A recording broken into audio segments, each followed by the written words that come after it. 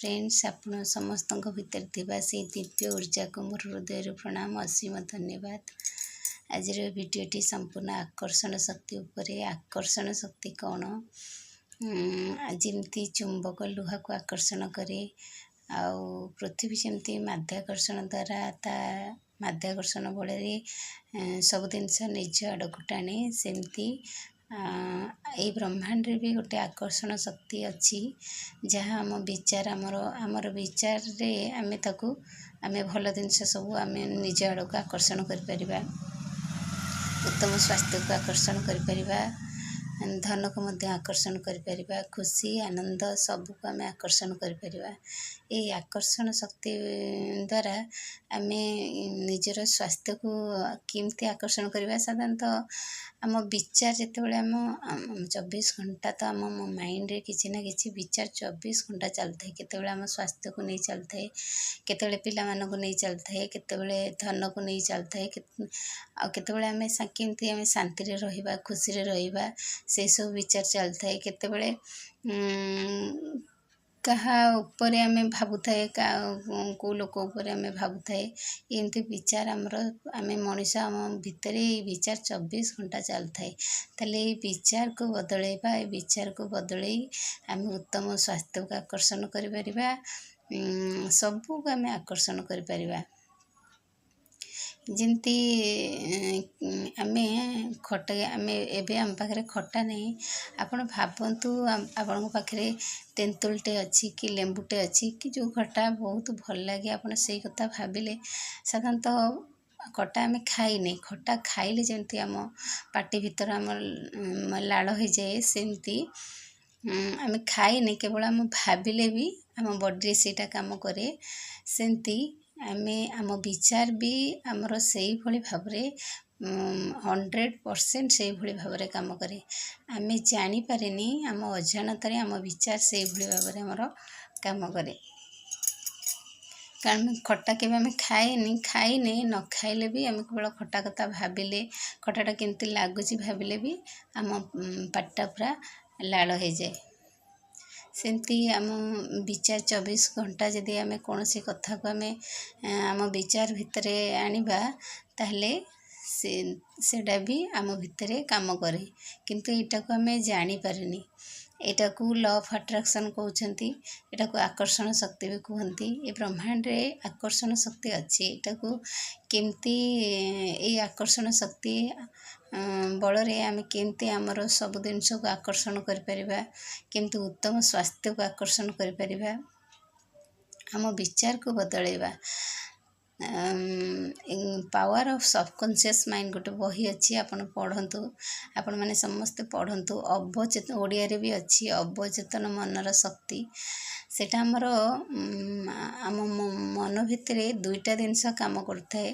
गोटे है conscious mind आम चेतना शक्ति रे आम किछि करे आ गोटे है सबकॉन्शियस माइंड अवचेतना शक्ति बल रे सेटा आम जानी पारेनी केवल आमर थॉट रे आमर सब चले आमे जहाँ भावे सेटा आमर अवचेतन मन सेटा को ग्रहण करे आ सेटा को बेले बेले आमे बहुत दिन धरी कौन सी कथा भावुथिबा लक्ष्य करिवे एबे ठार लक्ष्य करिवे बहुत दिन धरी किंबा बहुत समय धरी यदि आपण कौन सी कथा भावुथिबा आ सेटा हठात घटी जाए आपण माने मु तो ए कथा भावुथिली एटा केमते हो गला सेटा केवल अवचेतन मनर शक्ति आम मानक समस्त भितर से अवचेतन शक्ति अच्छी आ से अवचेतन शक्ति द्वारा आमे ताको आकर्षण करछे किंतु एटा आमे जानी पारेनी एटा हुए ताहले आमे केमतिका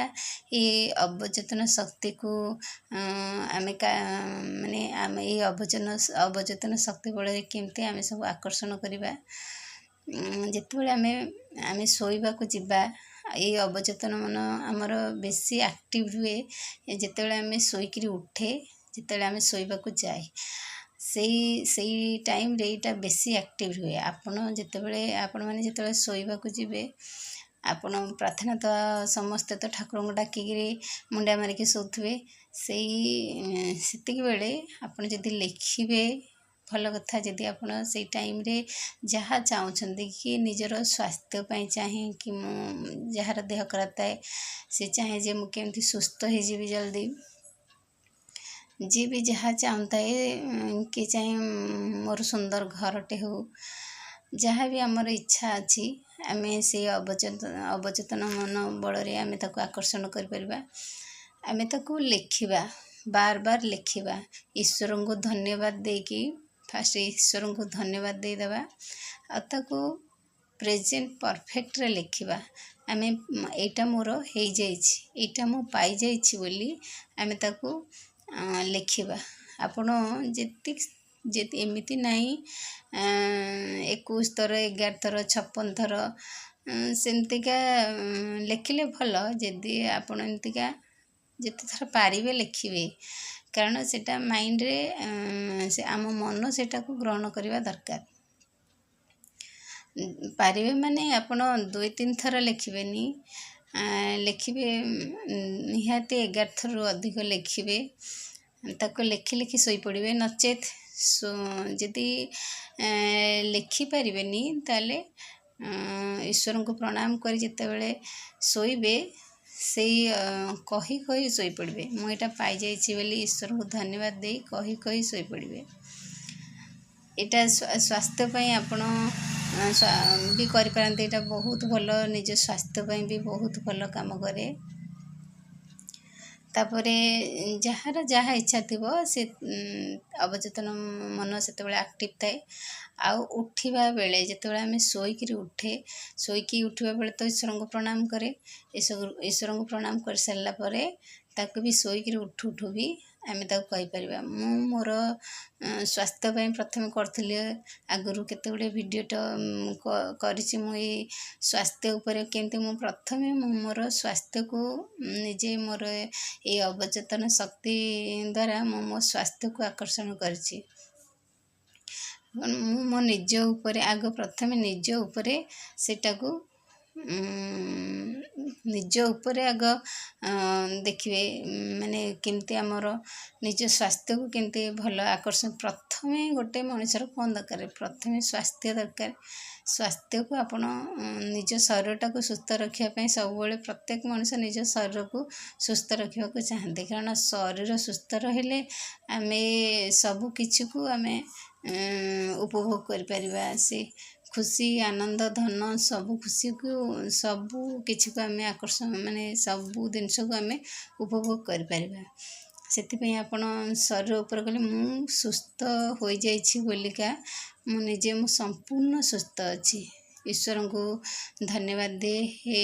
ମୁଁ ଜଗନ୍ନାଥଙ୍କୁ ଡାକେ, ଆପଣ ଯେଉଁ ଠାକୁରଙ୍କୁ ଡାକନ୍ତି ସେଇ ଠାକୁରଙ୍କୁ ଡାକିବେ, ତାଙ୍କୁ ଧନ୍ୟବାଦ ଦେବେ। ମୁଁ ସମ୍ପୂର୍ଣ୍ଣ ସୁସ୍ଥ ହୋଇଯାଇଛି ବୋଲି ମୁଁ କୁହେ। ମୁଁ ଏମିତି ଯାହା ଆଉ ସକାଳୁ ଉଠିଲା ପରେ ଈଶ୍ୱରଙ୍କୁ ଧନ୍ୟବାଦ ଦେବେ ଯେ ପୁଣି ମୋତେ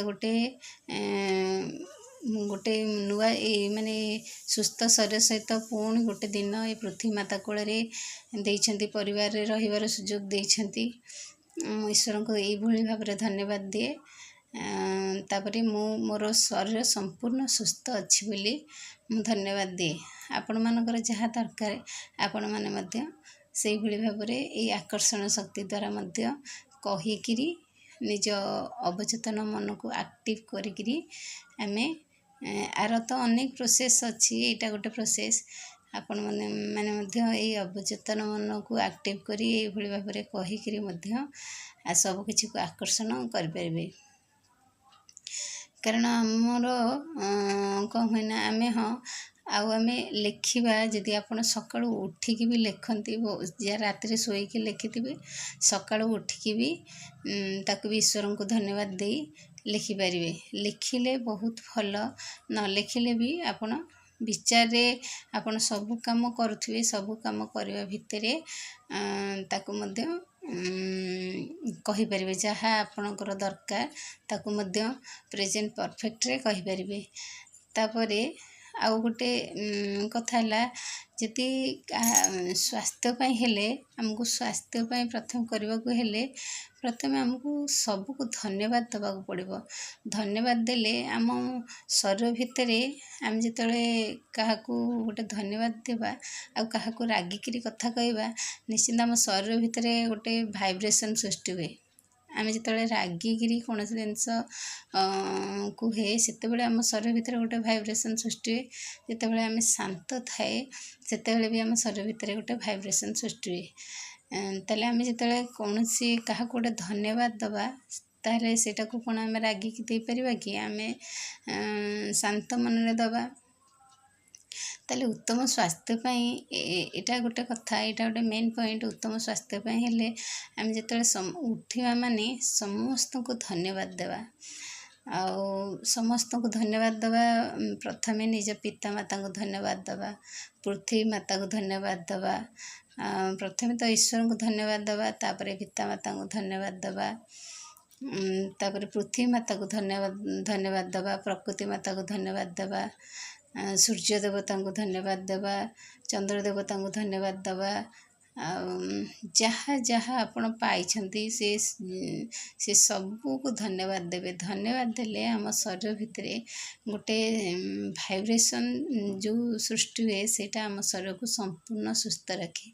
ଆଉ ଗୋଟେ କଥା, ଆପଣମାନେ ଯେତେବେଳେ ଶୋଇବାକୁ ଯିବେ ସେତେବେଳେ ସବୁକୁ କ୍ଷମା ପ୍ରାର୍ଥନା କରିବେ। କ୍ଷମା ପ୍ରାର୍ଥନା କଲେ ମଧ୍ୟ ଆମ ଶରୀରରେ ଯେଉଁ ଭାଇବ୍ରେସନ୍ ସୃଷ୍ଟି ହୁଏ ସେ ମଧ୍ୟ ଆମ ଶରୀରକୁ ସୁସ୍ଥ ରଖେ। ନିଜ ବାପା ମାଆଙ୍କୁ ପ୍ରଥମେ କ୍ଷମା ପ୍ରାର୍ଥନା ନିଜ ବାପା ମାଆଙ୍କୁ କରିବେ। କାରଣ ଆମେ ଜଣାନ୍ତରେ ଆମେ ଜାଣିକିରି ବି ଆମ ଅଜାଣତରେ ବି ଆମ ପିତାମାତାଙ୍କୁ ଆମେ ବହୁତ କଷ୍ଟ ପହଞ୍ଚେଇଛେ। ଯିଏ ଯେତେ ଭଲ ହେଲେ ବି କୌଣସି କାରଣବଶତଃ ଯଦି ନିଜର ବାପା ବୋଉଙ୍କୁ କେତେବେଳେ କଷ୍ଟ ଆସିଥିବ, ଆମେ ଜାଣିକିରି ହେଇଥାଉ କିମ୍ବା ଆମ ଅଜାଣତରେ ହେଇଥାଉ, କେତେବେଳେ ତାଙ୍କ ମନରେ ଆଘାତ ହେଇଥିବ, ଆମେ ସମସ୍ତେ ଗୋଟେ ଗୋଟେ ପବିତ୍ର ଆତ୍ମା। ସେ ବି ଆମ ବାପା ମା ବି ଆମର ପବିତ୍ର ଆତ୍ମା। ତାଙ୍କ ପବିତ୍ର ଆତ୍ମାକୁ ଯଦି ଆମେ ଜାଣିକିରି କି ଅଜାଣତରେ କିଛି ବି କଷ୍ଟ ପହଞ୍ଚାଇଛେ ତାହେଲେ ତାଙ୍କୁ କ୍ଷମା ମାଗିବା। ସେଟାକୁ ଶୋଇବାକୁ ଯିବା ପୂର୍ବରୁ ଆପଣ କରେ। ମୁଁ କ'ଣ କରେ ନା, ମୁଁ ବେଡ଼୍ରେ ଶୋଇକିରି କରେ। ଶୋଇକା ମୁଁ ଏମିତିକା ଶୋଇକା ସବୁକୁ ଧନ୍ୟବାଦ ଦିଏ, କ୍ଷମା ପ୍ରାର୍ଥନା କରେ। ଆପଣମାନେ କରନ୍ତୁ, ଏଇଟା ଶରୀର ସୁସ୍ଥ ପାଇଁ ବହୁତ କାମ ଦିଏ। ନିଶ୍ଚିନ୍ତ ଶରୀର ସମ୍ପୂର୍ଣ୍ଣ ସୁସ୍ଥ ପାଇଁ ବହୁତ କାମ ଦିଏ। ମୁଁ ନିଜେ ଜାଣିଛି, ମୁଁ ନିଜେ କରିଛି। ଶରୀରର ସୁସ୍ଥତା ପାଇଁ କ୍ଷମା ପ୍ରାର୍ଥନା କରିବା ଆଉ ଧନ୍ୟବାଦ ଦେବା ଏଇଟା ବହୁତ କାମ କରେ। ମୁଁ ଏମିତି ବେଶୀ ସମୟ ଲେଖିପାରେନି, ମୁଁ ଶୋଇକିରି କରେ। ବିଛଣାରେ ଶୋଇପଡ଼େ, ଶୋଇକା ମୁଁ କରୁ କେତେବେଳେ ମୋତେ ନିଦ ହେଇଯାଇଥାଏ। ଆପଣମାନେ ମଧ୍ୟ ନିଶ୍ଚିନ୍ତ କରନ୍ତୁ। ଆଉ ଏଇଟା 100% ନିଜ ଶରୀର ପାଇଁ ବହୁତ ବହୁତ ବହୁତ ବହୁତ ଭଲ କାମ କରେ। ଆମେ କୌଣସି ଜିନିଷକୁ ଯଦି ଆମେ କ୍ଷମା ପ୍ରାର୍ଥନା କରିବା, ଆଉ ଆମ ଶରୀରରେ ସେଇଟା ଗୋଟେ ଭାଇବ୍ରେସନ୍ ସୃଷ୍ଟି ହେବ। ଆମ ଶରୀର ପୁରା ଶାନ୍ତ ହେଇଯିବ, ସ୍ଥିର ହେଇଯିବ। ଆଉ ଯେଉଁ ଜାଗାରେ ପେନ୍ ହେଉଥିବ କି ଯେଉଁ ଜାଗାରେ କଷ୍ଟ ହେଉଥିବ, ଆପଣ ଦେଖନ୍ତୁ ସେ ଜାଗା କିଛି ଦିନରେ ସେଇଟା ଆମେ ଜାଣିପାରିବା ସେଇଟା କିଛି ମାତ୍ରାରେ କମିଛି। ଆଉ ଆପଣ ରେଗୁଲାର ଭଲ ହେବା ପର୍ଯ୍ୟନ୍ତ କରନ୍ତୁ। ଆମେ ତ ସମସ୍ତେ କିଛି ହେଲ୍ଥ ଇସ୍ୟୁ ହେଲେ ଆମେ ଔଷଧ ଖାଉଛେ। ଔଷଧ ଖାଇବା ସହିତ ଏଇଟା ବହୁତ ଭଲ କାମ କରେ। ଏଇଟା ଗୋଟେ ସ୍ପିରିଚୁଆଲି ଜିନିଷ, ଆଧ୍ୟାତ୍ମିକ ଜିନିଷ। ଆଉ ସାଇନ୍ସ ଆଉ ସ୍ପିରିଚୁଆଲ ଏଇଟା ପୁରା ଅଙ୍ଗାଅଙ୍ଗୀ ଭାବେ ଜଡ଼ିତ। ଆଉ ଆପଣମାନେ କରନ୍ତୁ, କ୍ଷମା ପ୍ରାର୍ଥନା କରନ୍ତୁ। କ୍ଷମା ପ୍ରାର୍ଥନା କରିବା ସେଇଟା ଶୋଇବାକୁ ଯିବା ପୂର୍ବରୁ କରିବେ। ଆଉ ଧନ୍ୟବାଦ ଦେବା, ଧନ୍ୟବାଦଟା ଆପଣ ଶୋଇବାକୁ ଯିବା ପୂର୍ବରୁ କଲେ ବି ବହୁତ ଭଲ। ସକାଳୁ ଉଠୁ ବି କଲେ ଆହୁରି ବହୁତ ଭଲ। ଆପଣ ନିଶ୍ଚିନ୍ତ କରନ୍ତୁ। ଆଉ ବିଚାରକୁ ଆମ ଭିତରେ ଥିବା ବିଚାରକୁ ବଦଳେଇକି ଆପଣ ଚାହୁଁଥିବା ଜିନିଷକୁ ଆକର୍ଷଣ ନିଶ୍ଚିନ୍ତ କରିପାରିବେ। 24 ଘଣ୍ଟାରେ କେଉଁ ପ୍ରକାର ବିଚାର ଚାଲିଛି ତାକୁ ଆମେ ନିଶ୍ଚିନ୍ତ ଲକ୍ଷ୍ୟ କରିବା। ଆମେ ଜାଣିନେ ଆମ 24 ଘଣ୍ଟାରେ ଆମର କିଛି ନା କିଛି ନେଗେଟିଭ୍ ବିଚାର ସବୁ ଚାଲୁଥାଏ। ସେ ବିଚାରକୁ ଆମେ ବଦଳାଇବା। ଆମେ ଆମ ନିଜ ଉପରେ ବେଶୀ କାମ କରିବା। ଆମେ କେମିତି ଭଲରେ ରହିବା, ଆଉ ଆମ କେମିତି ଆମର ସୁଖରେ ରହିବା, ଶାନ୍ତିରେ ରହିବା, ଆମ ପାଖରେ ଟଙ୍କା ପଇସା ବି ବହୁତ ଭଲ ରହିବ। ଏଇସବୁ ଜିନିଷ ତ ଗୋଟେ ମଣିଷର ନିହାତି ଦରକାର। ତାହେଲେ ଆମ ବିଚାରକୁ ବଦଳାଇବା, ଏସବୁ ଜିନିଷକୁ ଆକର୍ଷଣ କରିବା। ଧନ୍ୟବାଦ।